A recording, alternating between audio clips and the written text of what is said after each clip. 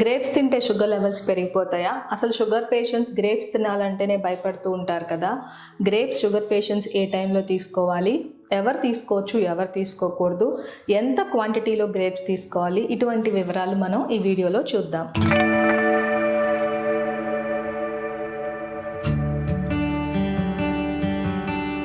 Hi, నేను doctor Deepti కారెట్టి immense clinics నుండి. Diabetes అంటే వాళ్ళ షుగర్ లెవెల్స్ ఉండవలసిన దానికన్నా అధికంగా పెరిగిపోతాయి కాబట్టి షుగర్ పేషెంట్స్ వాళ్ళు తీసుకునే ఆహారం గురించి జాగ్రత్తలు, దాని గురించి అవగాహన ఉండడం వాళ్ళకి చాలా ముఖ్యం.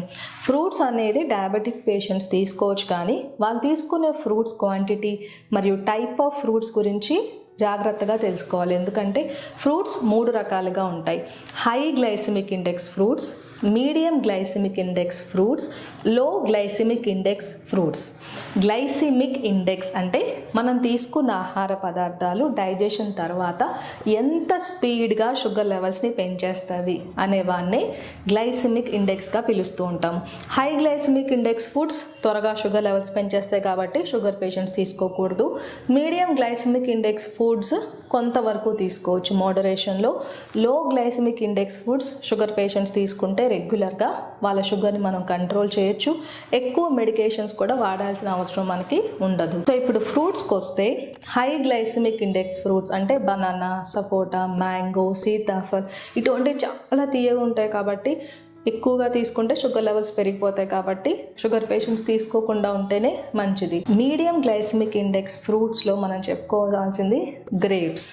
గ్రేప్స్ గ్లైసిమిక్ ఇండెక్స్ సుమారుగా 55 వరకు ఉంటుంది. అంటే షుగర్ లెవెల్ని ఖచ్చితంగా పెంచుతుంది.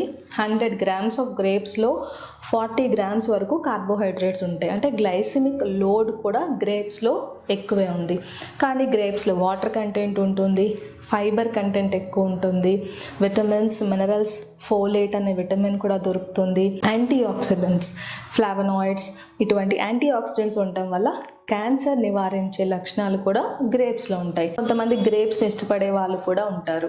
సో అటువంటి వాళ్ళు గ్రేప్స్ తీసుకోవచ్చండి. కానీ మీ షుగర్ లెవెల్స్ కంట్రోల్లో ఉన్న వాళ్ళు మాత్రమే ప్రయత్నించండి. షుగర్ కంట్రోల్లో లేని వాళ్ళు 200, 300, 400 పైన ఉన్న వాళ్ళు దయచేసి గ్రేప్స్ తీసుకోకుండా ఉంటేనే మంచిది. షుగర్ మంచి కంట్రోల్లో ఉన్న వాళ్ళైతే అది కూడా మిడ్ మీల్ స్నాక్ అంటాము. అంటే బ్రేక్ఫాస్ట్కి, లంచ్కి మధ్యలో ఉండే 11 o'clock టైం కానీ, లేకపోతే లంచ్ అండ్ డిన్నర్ మధ్యలో ఉండే ఈవినింగ్ 4 o'clock or 5 o'clock టైంకి కానీ గ్రేప్స్ తీసుకోవచ్చు. అది కూడా క్వాంటిటీ ముఖ్యమండి. 100 గ్రామ్స్ ఆఫ్ గ్రేప్స్లో 40 గ్రామ్స్ కార్బోహైడ్రేట్ ఉంటుంది. అంటే డయాబెటిక్ పేషెంట్ ఒక స్నాక్లో కేవలం 15 to 20 గ్రామ్స్ వరకే కార్బోహైడ్రేట్ తీసుకోవాలి. కాబట్టి 50 గ్రామ్స్ ఆఫ్ గ్రేప్స్ మనం మెజర్ చేసి చూస్తే సుమారుగా 10 to 12 వరకే గ్రేప్స్ వస్తాయండి. అంటే మీరు స్నాక్గా తీసుకుంటే 10 గ్రేప్స్ తీసుకుని లిమిట్ చేయండి.